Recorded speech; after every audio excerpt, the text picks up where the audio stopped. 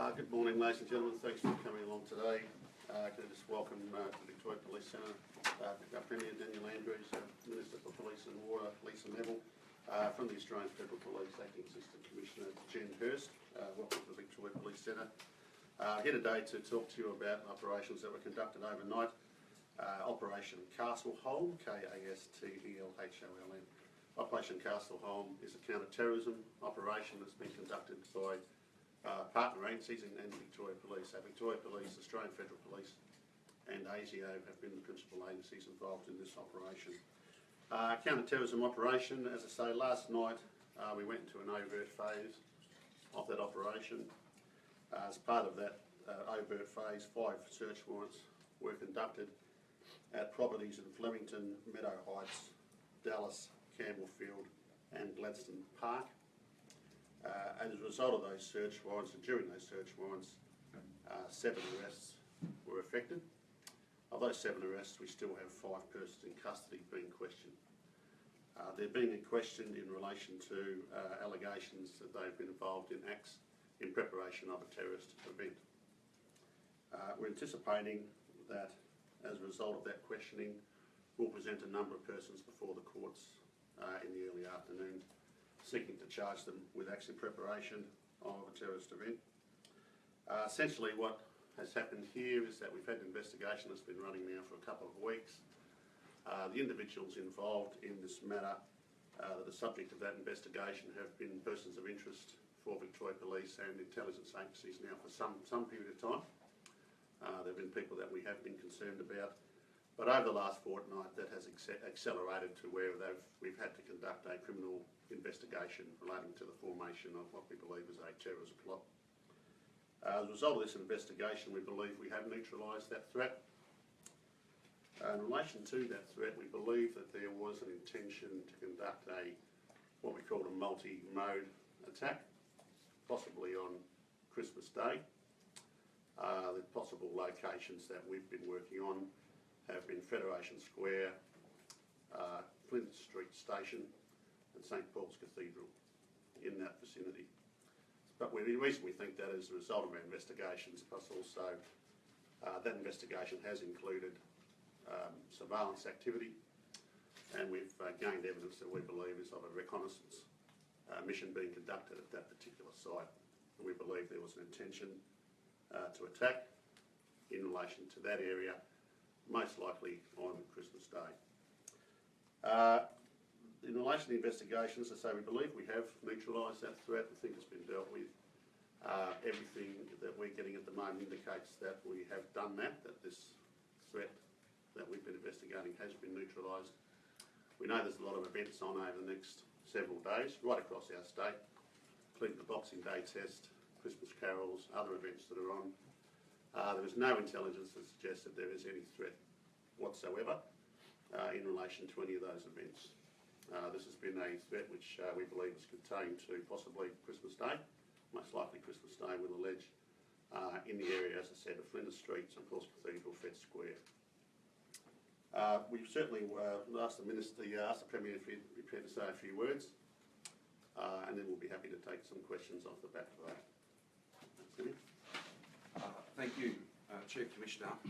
On behalf of all Victorians, can I thank the men and women of the Victoria Police and our AFP and ASIO partners. What they have been able to foil here, what they've been able to uncover and stop, is a very, very serious matter. It goes to the heart of the security of our state, and it's a timely reminder that threat levels, persons of interest, the Counter-Terrorism Command established by Victoria Police recently, the resources that we provide to Victoria Police, they're all very real and very important. These threats are not notional, they are very real right across our city and state, and that's why so many members of Victoria Police, in close partnership with the AFP, ASIO and others, have a vigilance and an absolute determination to do their job well. And in this exercise, in this important criminal investigation, they have done us proud.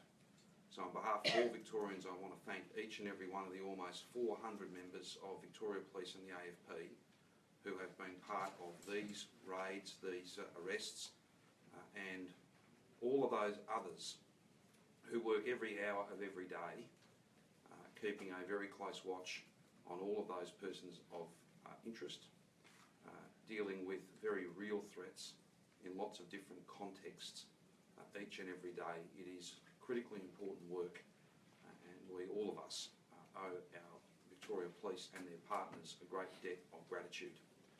Obviously, this is a very serious matter. I want to reassure the Victorian community, just as the Chief Commissioner has, that Victoria Police and its partners have no intelligence, no information to suggest any other threats at any other locations. This matter has been contained. We, of course, though, know and understand that the threat of these sorts of acts more broadly is very real, and that's why we established the Counter-Terrorism Command. It's why so much of that important work goes on every single day. Now, Victorians should go about their business at this a very special time of the year. They should always be aware of their circumstances. They should always speak to Victoria Police if they are in any way concerned about anything they might see or hear. And all Victorians should know and understand that there will be an increased police presence at large gatherings right across the city and state over this weekend. There already would have been significant additional Victoria Police resources deployed because of the nature of some of those gatherings. But in light of what will be alleged, the plot to commit a terrorist act that has been stopped because of the good work, the hard work and the professionalism of our police, there will be additional members of Victoria Police providing additional support to the community, and we do hope, and indeed we're certain, the reassurance that comes from seeing more and more members of Victoria Police out and about. We live in a great state, a safe state, a place that really is the best of everything. One of the elements of that, one of the challenges of that, is that there are some people who do not share the values that we hold dear. We know, and we can be certain, that Victoria Police, the Australian Federal Police and our other national partners are the best in the business, and they are doing everything they possibly can to keep us safe and to hold safe those values that are so very important to all of us. Just finally, before I hand back to Chief Commissioner Graham Ashton, I just want to make one final point. What was planned here, what it will be alleged was going to occur, if not for the professionalism and hard work of our police, were not acts of faith. They were, in their planning, acts of evil. It will be alleged criminal acts, crimes, nothing more and nothing less. And all of us, particularly at this special time of the year, should remember that and understand that.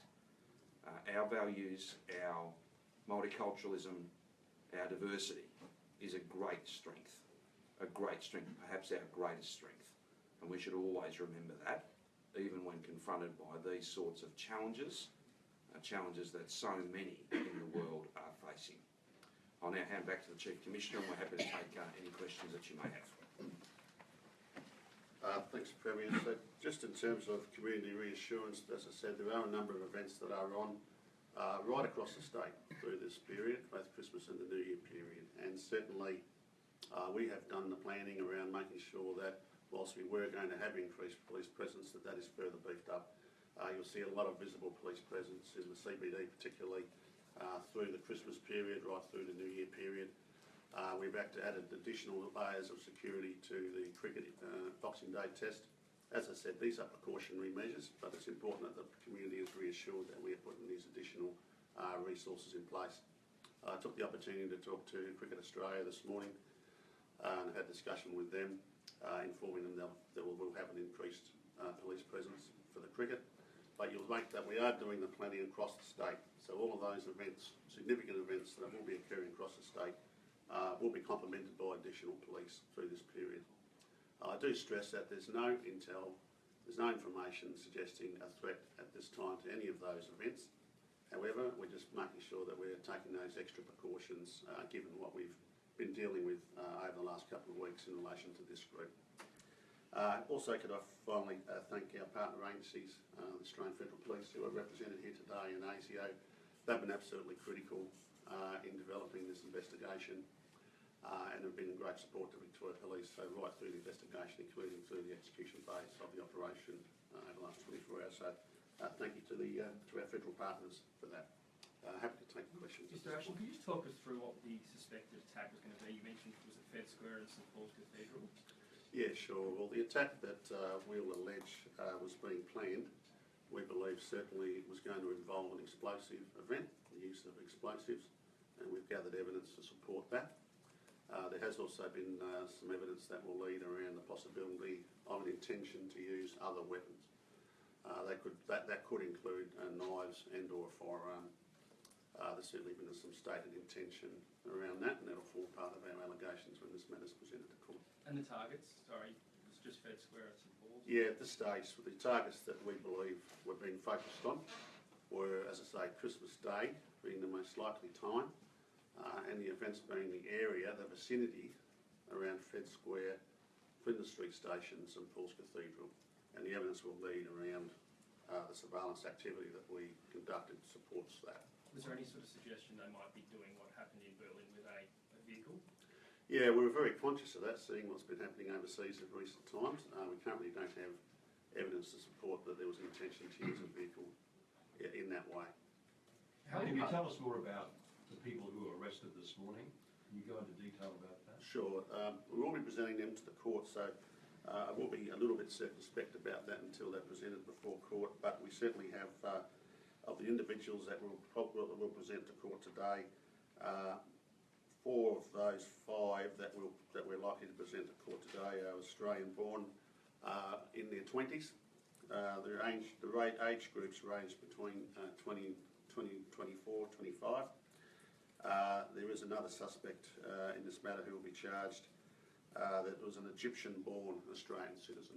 All the others were Australian-born. They were Australian-born, but are they from an ethnic background, if I can put it that way?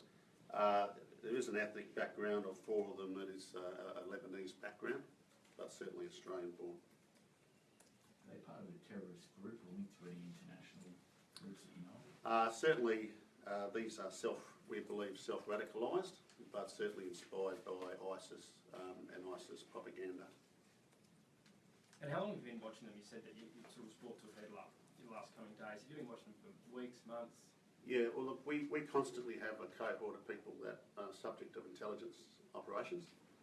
They're conducted by us, conducted by federal agencies around people that we believe present threat. These people have been sort of the subject of that interest, and then, as I say, as a result of that, that interest escalated into a criminal investigation around about 2 weeks, around about a week and a half, 2 weeks ago. What was the discovery that prompted that escalation?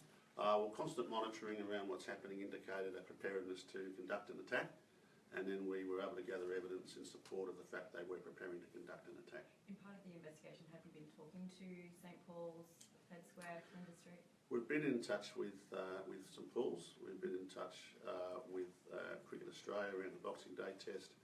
There are further engagements to happen today. We'll be certainly doing a whole range of those today which are planned. Community engagements with different sectors, just informing them of what's occurred, and that and just reinforcing what I've said here is that we don't have any threat over and above that threat that we've currently neutralised in relation to those activities that are going on. Is this the biggest potential attack ever in Australia that's been foiled? Well, that's difficult to say. Look, this was certainly, if this had got under our guard, this would have been a significant attack, we believe. There's no doubt about that. So we're fortunate in that we have, through the work that's been conducted, been able to neutralise it, but certainly this was going to be, we believe, a significant attack that had the potential to cause significant community harm. Certainly, we understand that the community will be concerned by what they've heard this morning, but they should also be reassured. We know that this time of year people are out with family. You know, we all have families ourselves. We know that there'll be people will be naturally concerned, but they should also be reassured that we have been on top of this particular issue. And the sort of threats that are presented really try to want us to cower before terrorism, but this is a clear example of where we don't cower before terrorism. We get on, we get out, we enjoy Christmas, we enjoy our New Year, we get out with our families, we make the most of this time that we have with our families, and we can do so confidently. Was there any evidence gathered in the raids this morning? Oh yes, we certainly did gather evidence through the night and this morning. I should point out one of those search warrants is still underway. There's a forensic operation being conducted at one of those premises this morning. I believe that's the Meadow Heights address.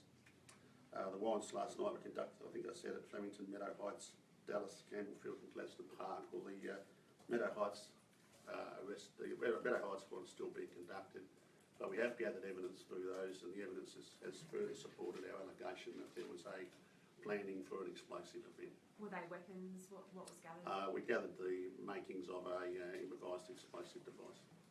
Were the children at any of the properties? I don't believe so, no. Mr Ashton, we've spoken to, the Herald Sun's spoken to a man this morning who says that his 6-year-old niece had a machine gun pointed at her head. Do you have any response to that claim? No response to that claim.